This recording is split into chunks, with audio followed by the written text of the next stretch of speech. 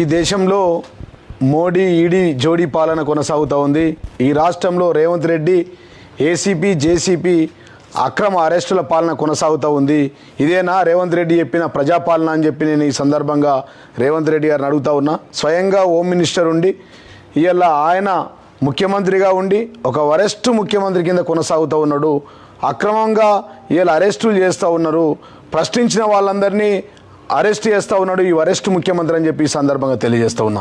ఈరోజు నిజామాబాద్ జిల్లాలో నందిపేట మండలం పోలీస్ స్టేషన్ పరిధిలోని నిజామాబాద్ ఆర్మూర్ ఎమ్మెల్యే రాకేష్ రెడ్డి గత ఎలక్షన్ హామీలు గతంలో ఎలక్షన్ ప్రచారంలో ఇచ్చినట్టు హామీలను అమలు చేయలేదని చెప్పి కొంతమంది పోస్టర్లు వేయడం జరిగింది. రాము అనే బీఆర్ఎస్ నాయకుడిని అదేవిధంగా విజయ్ అనే బీఆర్ఎస్ నాయకుడిని అరెస్ట్ చేయడం ఉదయం నుంచి నందిపేట పోలీస్ స్టేషన్లో ఎస్ఐ గారు అరెస్ట్ చేశారు. పోలీస్ జీపులో అక్రమంగా అరెస్ట్ చేశారు. అక్కడి నుంచి ఆర్మూర్కి తరలించి అక్కడి నుంచి వేల్పూర్ పోలీస్ స్టేషన్ తీసుకుపోయి బాల్కొండకు తీసుకుపోయారు. స్వయంగా నేనే జిల్లా అధ్యక్షుడిగా ఒక అడ్వకేట్గా నేను ఇక్కడ నిజామాబాద్ జిల్లా ఇన్ఛార్జ్ సిపి అయినటువంటి సింధు శర్మ గారితో మాట్లాడాను. అడిషనల్ డీసీపీ బస్వారెడ్డి గారితో మాట్లాడాను. వారు వెంటనే వదిలేస్తాం సార్ అని చెప్పారు. మేమంటున్నాం, మేము 10 సంవత్సరాలు అధికారంలో ఉన్నాం. మా నాయకుని ముఖ్యమంత్రి ఆ రోజు కేసీఆర్ గారిని కేటీఆర్ గారిని మంత్రివారిని తిట్టిన తిట్లకు మేము అరెస్టులు చేస్తే ఏ జైలు సరిపోకపోతుండే. ప్రజాస్వామ్యంలో ప్రశ్నించిన మేము అరెస్ట్ చేయాలా, మేము జైల్లోకి పంపాలంటే వేలాది మంది జైల్లోకి వెళ్ళి ఇలా ఒక్క కాంగ్రెస్ బీజేపీ నాయకుడు కూడా మిగలకపోతుండే. అట్లాంటిది ఈరోజు కాంగ్రెస్ ప్రభుత్వం వచ్చిన తర్వాత నిజామాబాద్ జిల్లాలోని మొత్తం మండలాల్లో ఎక్కడికక్కడ మా బీఆర్ఎస్ నాయకులు గులాబీ సైన్యాన్ని అరెస్టులు అక్రమంగా చేస్తూ ఉన్నారు. ఇలా దానిలో భాగంగానే మొన్న బోధనలో చేశారు, నిన్న నిజామాబాద్ అర్బన్లో చేశారు. ఈరోజు నందిపేట మండలంలోని నందిపేట పోలీస్ స్టేషన్ పరిధిలో రాము విజయ్ అనే మా కార్యకర్తలను అరెస్ట్ చేసి ఉదయం నుంచి తింపుతూ ఉన్నారు. మర్యాదపూర్వకంగా మేము చెప్పాం, వచ్చేది మా ప్రభుత్వమే, మళ్ళీ 100% కేసీఆర్ గారే ముఖ్యమంత్రి అవుతారు. మీ అందరి పోలీసులది పింక్ బుక్లో వరుసపెట్టి మీ పేర్లంతా రాస్తూ ఉన్నాం.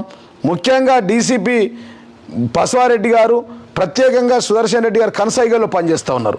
ఆయన అక్కడికి ఇన్ఛార్జ్ స్వయంగా ముఖ్యమంత్రి హోమ్ మినిస్టర్ గారు ఉండి వారి జిల్లాకు ఒక సిపిని కూడా తేలేకపోతూ ఉన్నారు. సిపిని తేలేకుండా బోధన్ సుదర్శన్ రెడ్డి గారు కనసైగల్లో పనిచేస్తూ అక్కడ ఉన్నటువంటి సిపి సింధు శర్మ గారు ఇన్ఛార్జిగా ఉన్నారు. మరి బోధన్ ఈ ఆర్మూర్ ఏసీపీ అయినటువంటి డీసీపీ అయినటువంటి బస్వారెడ్డి గారు ఇన్ఛార్జ్గా ఉండి ఇక్కడ జిల్లా అంతా ఎక్కడికక్కడ బీఆర్ఎస్ కార్యకర్తలను ఇబ్బంది పెడతా ఉన్నారు. కాబట్టి నేను వారితో మాట్లాడాను. మర్యాదపూర్వకంగా అక్రమంగా అరెస్ట్ చేశారు, మీరు వెంటనే విడుదల చేయండి. విడుదల చేయకపోతే మీ అందరి రానున్న రోజుల్లో ఖచ్చితంగా మరి దానికి వడ్డీతో చెల్లింపులు జరుగుతాయని చెప్తా ఉన్నాం. మీవి పింక్ బుక్లలో మీ పేర్లు కూడా ఎక్కుతాయని చెప్తున్నాం. జిల్లా కార్యకర్తలు కూడా ఎక్కడికెక్కడ రేపటి నుంచి మొత్తం నిజామాబాద్ జిల్లాలో మండలాల్లో పోలీస్ స్టేషన్ల దగ్గర తిరగబడతారని చెప్తా ఉన్నాం.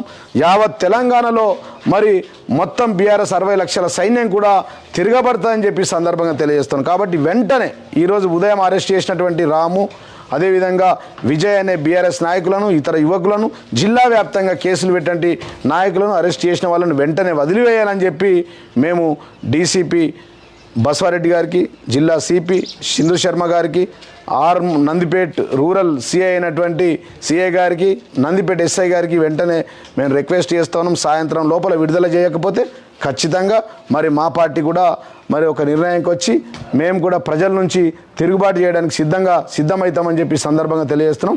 వెంటనే అరెస్ట్ చేసిన వాళ్ళను వెంటనే విడుదల చేయాలా. అక్రమ కేసులు ఏవైతే ఉన్నాయో, అక్రమ అరెస్టులు ఎంటున్నాయో ఈ అక్రమ అరెస్టులను తీవ్రంగా ఖండిస్తూ ఉన్నాను. నిజామాబాద్ జిల్లా అధ్యక్షుడిగా ఒక న్యాయవాదిగా నేను ఈ విషయాన్ని ఖండిస్తూ ఉన్నానని చెప్పి సందర్భంగా తెలియజేస్తూ ఉన్నాను.